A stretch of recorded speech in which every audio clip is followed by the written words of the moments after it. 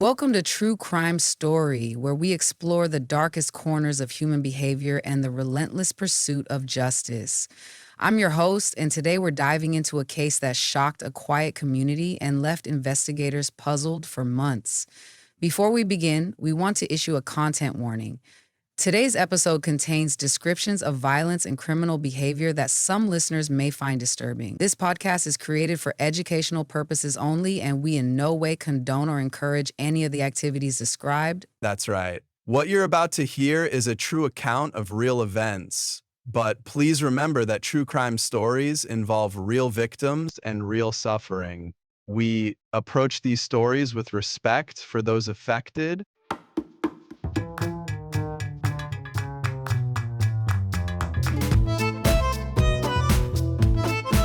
In today's episode, we'll be examining the mysterious disappearance that evolved into something far more sinister than anyone initially suspected. A case that reminds us how appearances can be deceiving. So settle in, but remember, this is not entertainment, but rather a careful examination of human psychology and criminal justice. Let's begin. The story begins in the fall of 2018 in Millfield, a picturesque suburban town with a population of just under 15,000. It was the type of community where neighbors knew each other by name, children played freely in front yards, and serious crime was virtually non-existent. That's what made the events of October 17th so shocking. On that crisp autumn morning, 32-year-old Rebecca Lawson didn't show up for her shift at the local library. Rebecca was known for her punctuality and dedication, so when she didn't arrive or call in, her colleagues immediately sensed something was wrong. By that evening, after multiple unanswered calls and texts, Rebecca's sister Emily contacted the police to file a missing person report. Officers conducted a wellness check at Rebecca's modest one-bedroom apartment on Maple Street, just 3 blocks from the library. What they found was disturbing. The front door was unlocked, which neighbors confirmed was highly unusual for the safety-conscious Rebecca. Inside, officers discovered half-eaten breakfast on the kitchen table, her purse with wallet and ID still inside, and her car keys hanging by the door. But Rebecca was nowhere to be found. Her car remained parked in its designated spot. There were no signs of forced entry or struggle in the apartment, yet something felt decidedly wrong to investigators. The timing is important here. Rebecca had just moved to Millfield 6 months earlier after accepting the librarian position. She was relatively new to town, but had quickly integrated into the community, joining a local book club and volunteering at weekend farmers markets. What investigators didn't know at the time but would later discover was that Rebecca had begun receiving strange, anonymous notes at her workplace about 3 weeks before her disappearance. She had mentioned them to a colleague but dismissed them as harmless pranks. The most puzzling aspect of the case was the complete lack of digital footprint after her disappearance. Rebecca's phone was found charging on her nightstand, and her laptop showed no suspicious activity. Her last known communication was a text to her sister the night before, mentioning plans to try a new cafe that had opened downtown. As the community rallied to find Rebecca, search parties combed the surrounding woods and local lake. Missing person flyers appeared on every street lamp and storefront. But as days turned into weeks with no leads, the case began to take a much darker turn than anyone could have anticipated.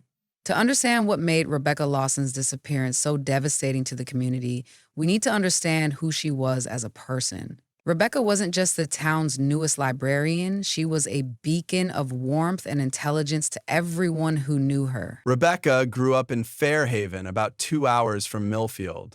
The oldest of 3 siblings, she developed a love for literature early in life. Her former teachers described her as thoughtful and introspective, the kind of student who always asks the deeper questions. After earning her master's in library science from State University, Rebecca worked at the Central Library in Fairhaven for 5 years. Colleagues there remember her innovative reading programs that brought in record numbers of children for summer events. According to her sister Emily, Rebecca's move to Millfield represented a fresh start. She had ended a long-term relationship about 8 months before her disappearance and was excited about building a new life in a new town. Rebecca lived simply but passionately. Her apartment, though small, was filled with books, of course, but also with evidence of her other interests: hiking gear in the closet, half finished watercolor paintings, and a collection of exotic teas from around the world. What's particularly heartbreaking is how quickly she had begun to build meaningful connections in Millfield. Diane Hoffman from the local book club told investigators that Rebecca had already become the heart of their group. Diane said Rebecca brought this incredible energy to our discussions. She would bring in these obscure literary references that none of us had heard of, but she never made anyone feel stupid. She had this gift for making everyone feel included. Her impact at the library was just as significant. She had started a reading program for seniors at the local retirement home and was developing plans for a teen literacy initiative. The children who attended her weekly storytime sessions asked about her for months after she vanished. Perhaps most telling about Rebecca's character was her journal, which investigators found in her apartment. In it, she wrote extensively about her hopes for her future in Millfield and her determination to make a difference in the community that had so warmly welcomed her. The last entry, dated just 2 days before her disappearance, mentioned how she felt she was finally finding her place in Millfield. She wrote about feeling seen for the first time in years. The investigation into Rebecca Lawson's disappearance began on November 15th when she failed to show up for her shift at the Millfield Public Library. Initially treated as a missing persons case, the investigation quickly escalated when officers discovered her apartment door slightly ajar, with her keys still in the lock. Detective Sarah Mercer was assigned as lead investigator. A 20-year veteran of the Millfield Police Department, Mercer had worked missing persons cases before, but later confessed that something about Rebecca's disappearance felt different from the start. The scene didn't show signs of a struggle, Detective Mercer noted in her initial report, but there was an unnatural orderliness to everything, almost as if someone had carefully arranged the apartment after Rebecca was gone. The investigation's first major break came 3 days in when library security footage revealed a gray sedan circling the parking lot during Rebecca's final shift. The vehicle appeared several times over the course of 2 hours before parking in a blind spot behind the building. Complicating matters, a severe thunderstorm had knocked out several cameras in the area that night, creating what Mercer called convenient gaps in their surveillance timeline. The technical failures struck investigators as suspiciously fortunate for whoever might have taken Rebecca. One of the most puzzling discoveries came when forensic techs analyzed Rebecca's laptop. Her search history showed multiple visits to hiking websites focusing on a remote trail in Blackwood Forest about 30 miles from Millfield. Friends confirmed Rebecca was an avid hiker but insisted she never mentioned plans to visit that particular area. The investigation took an unexpected turn when a K-9 unit discovered Rebecca's library name badge half buried near the trailhead of that same Blackwood Forest path. Officer Jenkins, who handled the search dog named Max, described the moment to reporters. Max was unusually agitated that day. When he located the badge, he didn't just alert as he was trained to do. He became extremely distressed. In my 15 years working with search dogs, I'd never seen that kind of reaction before. Despite an extensive grid search of the forest over the next week, no additional evidence was found. The search involved over 60 volunteers from the community, many of whom knew Rebecca personally, alongside state police resources including helicopters, surveillance. The case stalled for nearly 3 weeks until a crucial witness came forward, a gas station attendant who remembered seeing Rebecca the night she disappeared. She wasn't alone. Security footage confirmed she had been accompanied by a man whose face was obscured by a baseball cap, but whose distinctive walking pattern would later become key evidence. Just as the investigation seemed to be gaining momentum with the gas station footage, something happened that completely upended their understanding of the case. Rebecca's credit card was suddenly used at a motel in Greenville, over 200 miles away from Millfield. Detective Mercer immediately dispatched officers to the location, hoping against hope they would find Rebecca alive. Instead, they discovered the room had been recently vacated, with housekeeping reporting they had cleaned it just an hour before police arrived. What they did find, however, changed everything. A hotel notepad contained impressions of a handwritten note, apparently from the previous guest pressing down hard while writing on the page above. Forensic analysts were able to recover portions of the message. The partial message read, "Not what you think, can't come back, looking for truth about D." The reference to D baffled investigators until they interviewed Rebecca's sister Claire for a second time. Claire reluctantly revealed that Rebecca had been researching their family history in the months before her disappearance. Specifically, she had become obsessed with uncovering the truth about their uncle Daniel, who had vanished under mysterious circumstances when they were children. This revelation sent investigators scrambling down an entirely new path. What connection could there be between Rebecca's disappearance and an uncle who vanished 20 years earlier? The case was no longer just about finding Rebecca. It was about unraveling what appeared to be a much older mystery. Perhaps the most shocking development came when police analyzed the security footage from the gas station more carefully. Using enhanced imaging technology, they were able to partially reveal the face of the man with Rebecca. Detective Mercer described the moment in her case notes. "When the tech called me over to see the enhanced image, I physically had to sit down. The man with Rebecca bore a striking resemblance to old photographs of her uncle Daniel, a man who had been presumed dead for 2 decades. Adding another layer to the mystery, forensic accounting discovered that Rebecca had withdrawn nearly $15,000 from her savings account over the 3 months prior to her disappearance.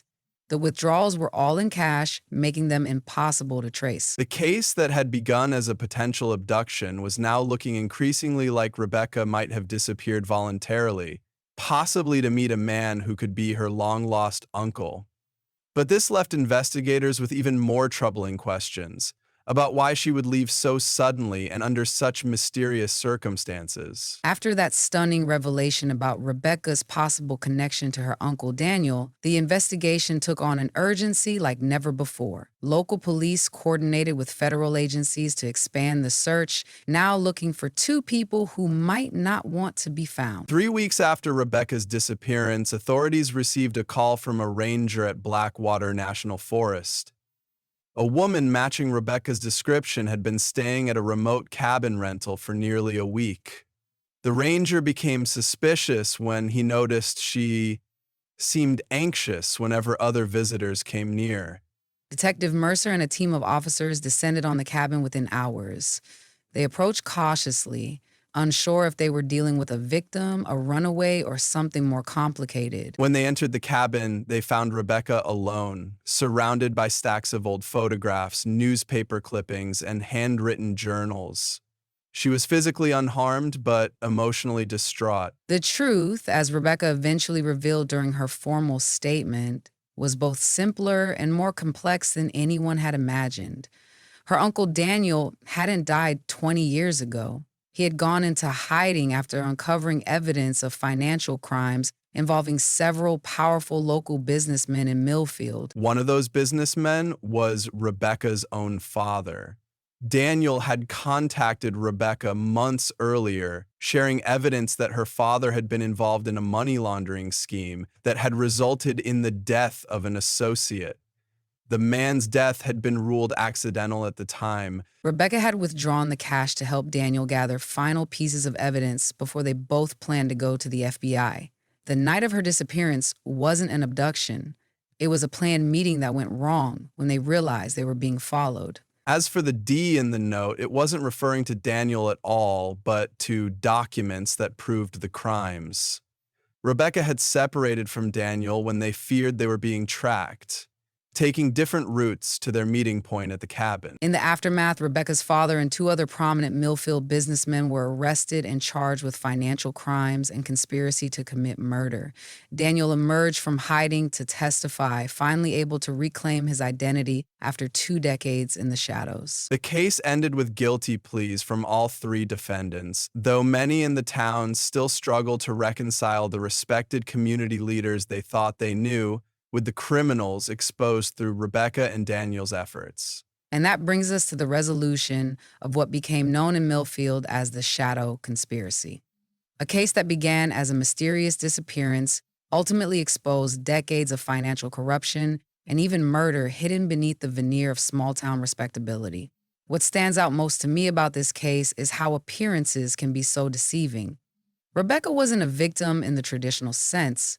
She was actually trying to expose wrongdoing at great personal risk. And Daniel, far from being the villain some suspected, had sacrificed his own identity to protect the truth. Exactly. This case reminds us that justice sometimes takes unexpected paths. Rebecca and Daniel's courage in coming forward despite the dangers they faced ultimately brought accountability to people who thought their power and position placed them above the law. Before we wrap up today's episode, we want to emphasize that this content is purely educational. The criminal activities discussed should never be replicated, and our purpose is to understand these events, not glorify them in any way. That's right. We share these stories to examine the human elements behind criminal cases and the complex factors that lead to both crime and resolution. This is not a blueprint for criminal activity, but rather a window into understanding human behavior and the justice system. We want to thank you, our listeners, for joining us for another episode of True Crime Story. Your support means everything to us, and we appreciate you taking this journey with us each week. Next week, we'll be exploring the baffling case of the Lakeside Vanishings, 3 people who disappeared from the same beach over a span of 5 years, and the unlikely connection that finally broke the case open. You won't want to miss it. Until then, stay safe, stay curious, and remember, the truth is often more complex than it first appears.